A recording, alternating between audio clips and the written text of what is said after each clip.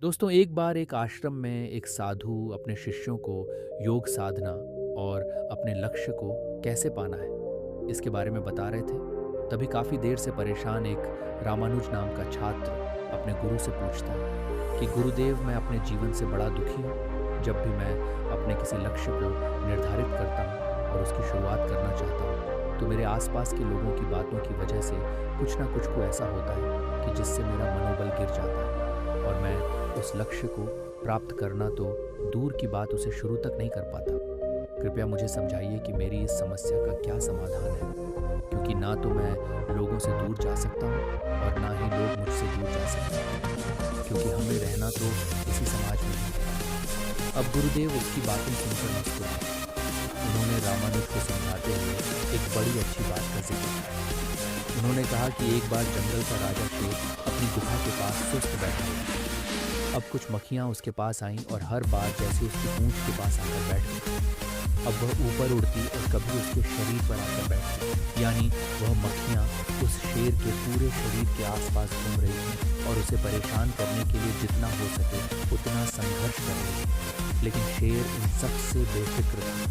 उसे किसी मक्खी या उसके संघर्ष से कोई मतलब नहीं था। वह तो ज़्यादा से ज़्यादा कुछ देर बाद अपनी पूंछ को घुमाता और एक सेकंड में सारी मक्खियों को तितर-बितर कर देता। अब गुरुदेव ने शिष्यों से कहा कि ज़रा इस बात को समझो। मान लो अगर कोई शेर इन मक्खियों को सबक सिखाने की कोशिश करें और उन्हें मारने की कोशिश करें, तो क्या होगा? ज़ाहिर सी बात है कि पहले उसे यह भूलना होगा कि वह एक राजा है। इसके बाद उसे एक बंदर की भांति काम करने की आवश्यकता होगी, यानी उसे इन मक्खियों को पकड़ने और उन्हें मारने के लिए बंदर जैसे इनके आगे पीछे और ऊपर नीचे घूमना होगा। और अगर शेर को इन मक्खियों को पकड़ना है तो उसे अपना सर अपनी पूंछ के करीब पहुंचाने की आवश्यकता होगी, जो स्पष्ट रूप से वह नहीं कर सकता। इसलिए अपने दिमाग पर जोर डाल, क्या वह शेर ऐसा कर पाएगा? जिसका जवाब है बिल्कुल भी नहीं। इसलिए अगर कोई शेर इन मक्खियों को मारने का फैसला करता है तो उसे गोल गल घूमते रहना होगा और यह सब अन्य जानवरों को काफ़ी अजीब लगने लगेगा और वह सबके बीच हंसी का पात्र बन जाएगा। अब साधु सबको समझाते हुए कहते हैं कि कभी कभी हमारे जीवन में भी यही सब होता रहता है। हम हमारे आसपास बहुत सारी छोटी छोटी मक्खियाँ यानी लोग होते हैं और कई बार वह हमें परेशान करते रहते हैं। ज़रा सोचिए, अगर हम इसके जवाब में यह भूल जाएं कि हमारे जीवन का लक्ष्य क्या है, तब हम अपना बहुत सारा समय और ऊर्जा इन मक्खियों पर बर्बाद करना शुरू कर देते हैं। और जब बहुत सारा ज़रूरी समय बीत जाता है, तब हमें अचानक अपने लक्ष्य की याद आती है, यानी अंत में हम बड़े निराश होते हैं, क्योंकि हमें समझ नहीं आता कि अब हम क्या करें। अब साधु ने गंभीर स्वर में समझाते हुए कहा कि इस कहानी के आधार पर ये दो बातें याद रखो। पहली तो ये बात, जब आप कुछ नहीं कर रहे होते तब शेर जैसे आपकी सोच ये रहे कि यह लोग आपका कुछ नहीं बिगाड़ सकते जब तक आप खुद उनसे नहीं उलझते। इसलिए अगर आप कुछ नहीं कर रहे तब जितना हो सके उतना शांत रहें, क्योंकि लोगों के अंदर का वेग उन मक्खियों जैसे जब शांत होगा तो वह खुद ब खुद आएगा। और दूसरी ओर अत्यंत महत्वपूर्ण बात है कि यह मक्खियाँ शेर को तब तक परेशान करती हैं जब तक वह सुस्त पड़ा है।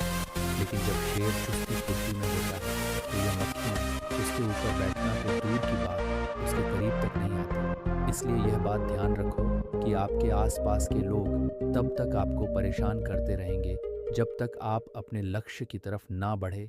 इसलिए यह बात ध्यान रखो कि आपके आसपास के लोग आपको तब तक परेशान करते रहेंगे जब तक आप अपने लक्ष्य की तरफ ना बढ़ के एक सुस्त इंसान जैसे पड़े रहते हो और लक्ष्य को पाने के बारे में बस अपने ख्वाबों में सोचते रहते हो।